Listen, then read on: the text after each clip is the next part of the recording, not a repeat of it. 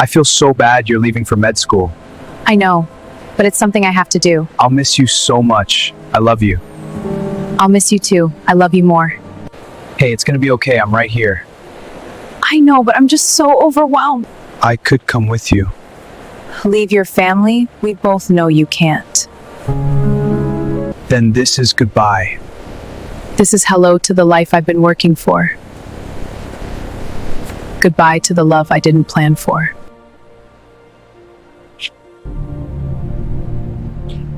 I can't believe this is goodbye. Me neither. It hurts so much.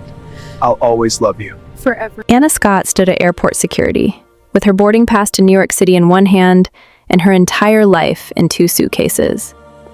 Medical school started in 3 days. Columbia University. The dream she'd been working toward for 3 years.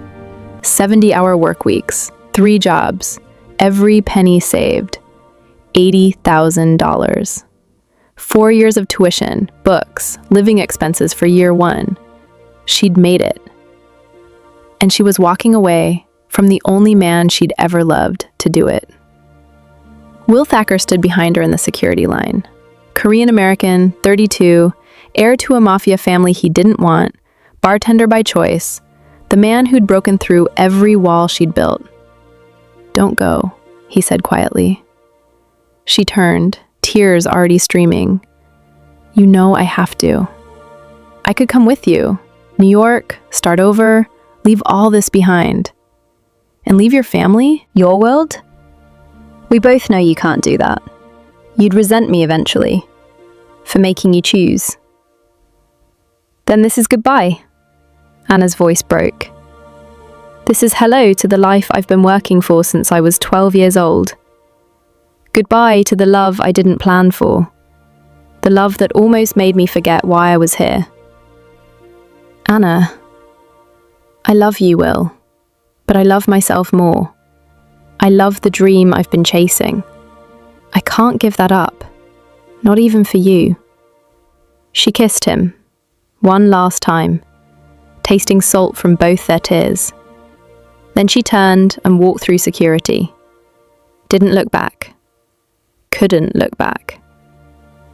Behind her, Will stood watching until she disappeared into the terminal. Hands in pockets, heart in pieces.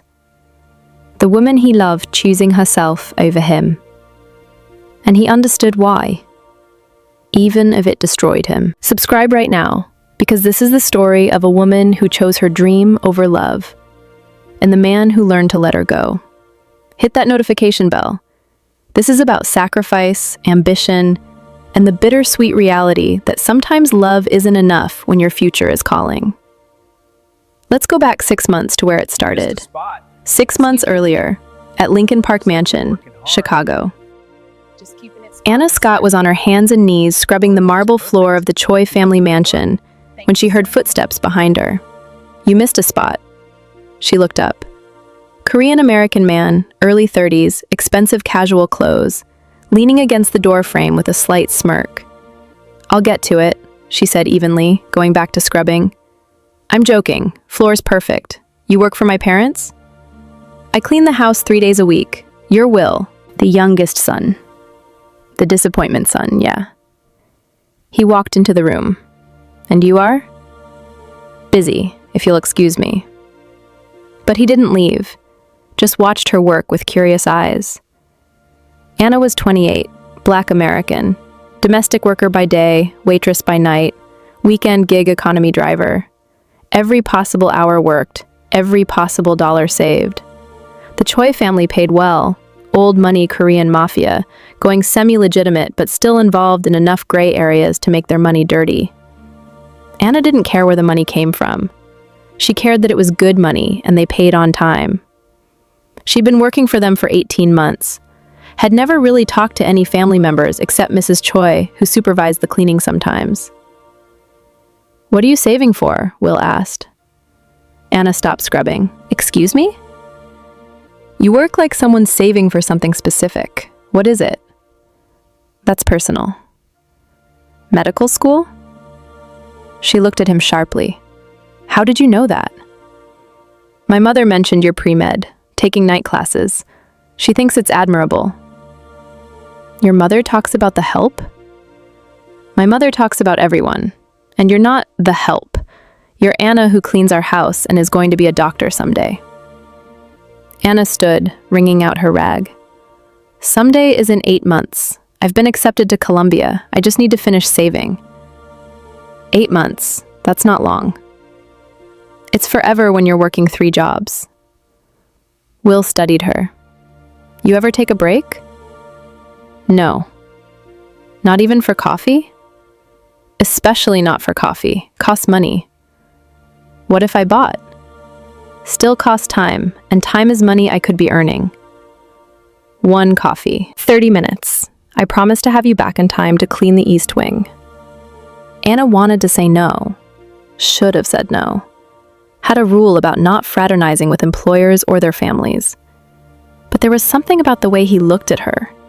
Like she was more than just the woman who cleaned his parents' floors. 1 coffee, she said. 30 minutes. It turned into 2 hours, and everything changed. Over the next month, Will kept showing up at the mansion when Anna was working, talking to her while she cleaned, asking about medical school, about her life, about her dreams. She tried to keep distance, professional. This was her employer's son, Korean Mafia family, completely off limits. But he was persistent, not pushy, just there, interested, seeing her. Why don't you work in the family business? She asked one day while dusting the library. Because I'd rather pour drinks than break legs. Your family breaks legs? Not literally, mostly. We're more white-collar organized crime these days. Real estate, import-export, legitimate fronts. But there's still an element, and I want no part of it. So you bartend. At a club the family owns. It's my compromise. Work for the family business, but in the clean part. Is there a clean part of organized crime? You work for us. You tell me. Anna paused. I work for a paycheck. I don't ask questions about where it comes from. Smart woman. Pragmatic woman. I need money for medical school. Your family pays well. That's all that matters to me. What if something else started to matter to you? She looked at him. Like what? Like me. The air shifted. Anna set down her duster. Will, I have a plan. 3 years of saving, medical school in New York, becoming a doctor. That's my life. I don't have room for anything else, especially not someone like you. Someone like me? The heir to a Korean Mafia family. You come from a different world. I clean houses. You own them. I don't care about any of that. You should, because I'm leaving in 7 months, and I'm not coming back. So anything that starts here ends there. Is that really what you want? Will was quiet. Then, what if 7 months is enough? For what? To change your mind. I'm not changing my mind about medical school. I'm not asking you to. I'm just asking you to let me be part of the next 7 months, however that looks. Anna knew she should say no, knew this was a distraction she couldn't afford. But when he looked at her like that, like she was the most interesting person in the world, she couldn't find the words. 1 dinner, she said finally. That's all I can promise. 1 dinner turned into coffee the next week, which turned into walks on her day off, which turned into late nights after her shifts talking until dawn, which turned into falling in love when she'd specifically told herself not to.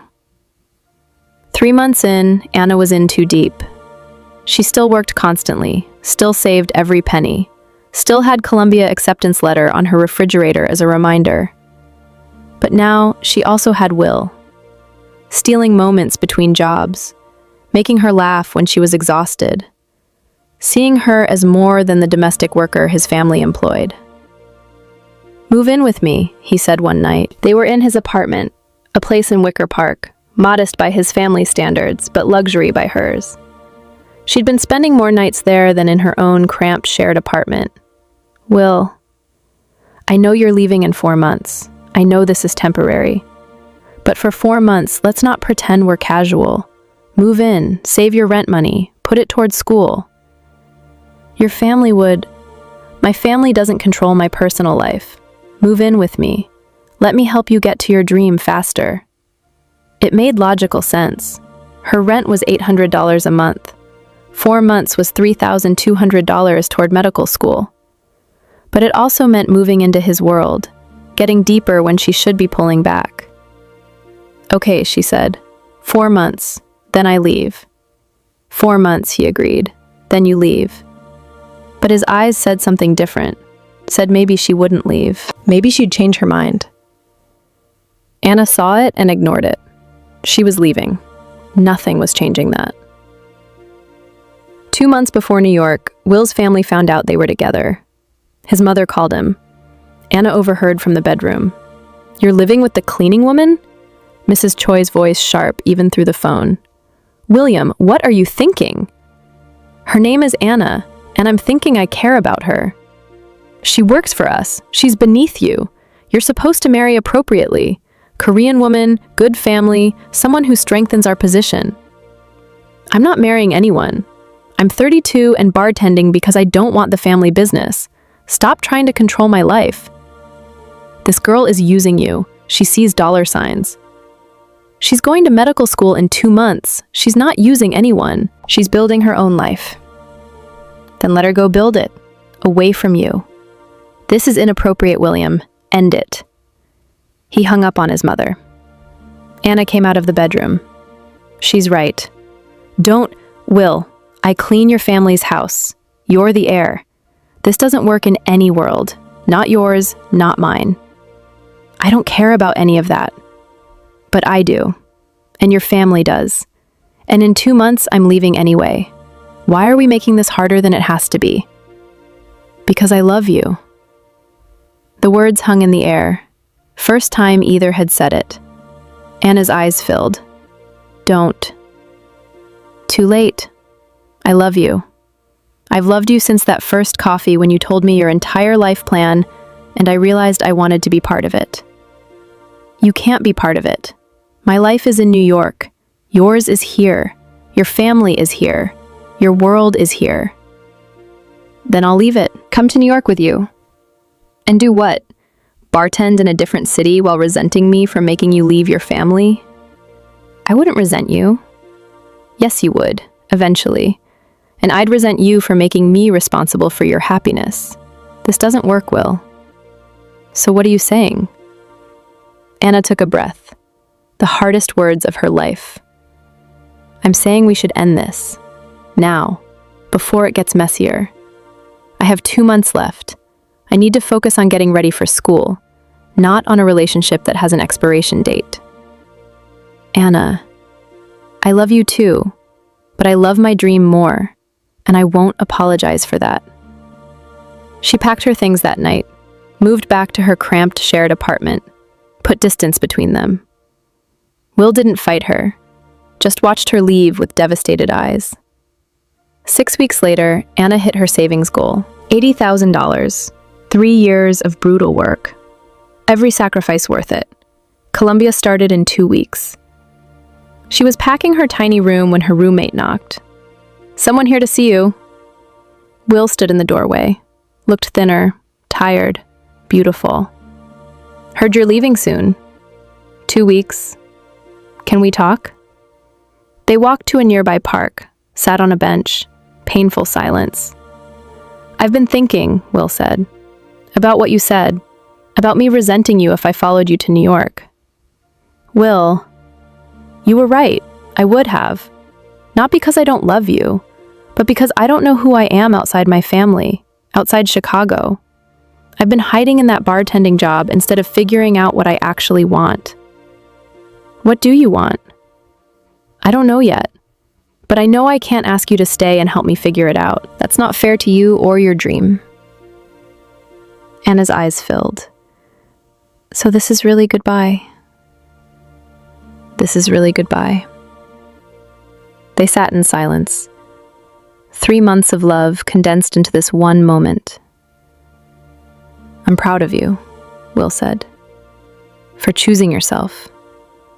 For not giving up your dream for a guy. Even when that guy is you? Especially when that guy is me. You're going to be an amazing doctor, Anna Scott. You're going to figure out who you are, Will Thacker. And you're going to be amazing too. Maybe someday, when we're both who we're supposed to be. Maybe our paths cross again. Maybe someday. They kissed, soft and sad and final. Then Anna stood. I need to go finish packing. Okay. She walked away, turned back once. He was still sitting there watching her. She waved. He waved back. And that was that. 2 weeks later, O'Hare Airport. The cold open scene in full. Will showed up to say goodbye.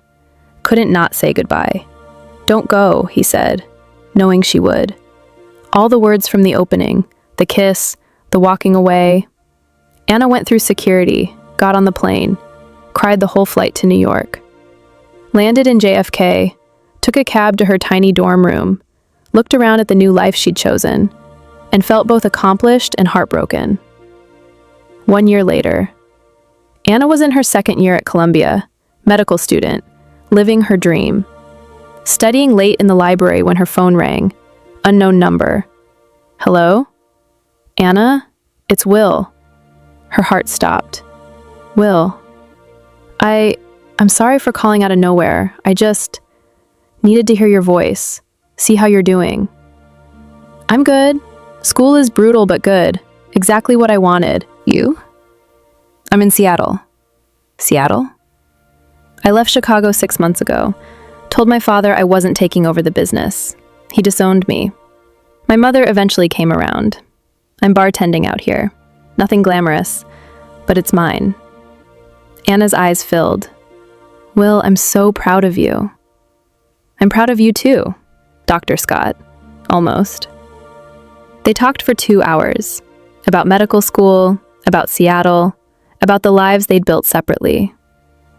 Do you ever think about what if? Will asked quietly. Every day. But I also know I made the right choice. I needed to do this, become this. I couldn't do it while building a relationship. I know, I get it now. I couldn't figure out who I was while being with you either. I was hiding behind our relationship instead of facing my family. And now? Now I'm figuring it out. Therapy, actually thinking about what I want. It's messy, but it's mine. Good.